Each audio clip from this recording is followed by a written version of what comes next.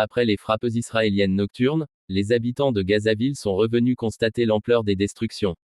Plusieurs immeubles ont été rasés, et même les tentes dans lesquelles certaines familles survivaient n'ont pas échappé au bombardement. Vendredi, des messages d'évacuation avaient été envoyés aux civils, les avertissant de quitter la zone en prévision des frappes. Pourtant, beaucoup n'ont trouvé ni abri ni sécurité ailleurs. Un habitant raconte que sa famille, contrainte de quitter leur campement, n'a parcouru qu'1 kilomètre avant de revenir sur les lieux, découvrant que tout avait disparu. Ils vivaient sous des tentes de fortune avec leurs frères, sœurs et leur père. Aujourd'hui, il ne leur reste plus rien. L'armée israélienne a demandé aux civils de quitter Gazaville pour rejoindre le sud, notamment le camp de Mawazi, désigné zone humanitaire.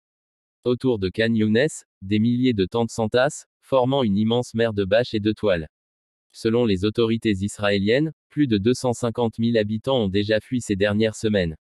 Pourtant, des familles comme celle de FAD refusent ce nouvel exil.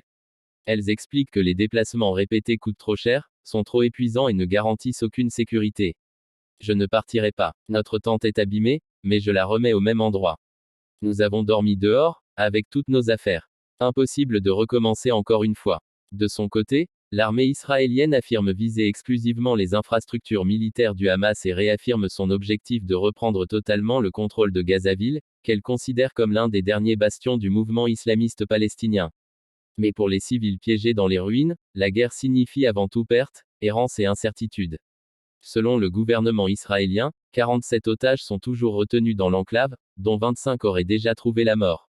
Derrière les chiffres et les déclarations, des milliers de familles palestiniennes continuent de souffrir, privées de foyer, de sécurité et d'avenir.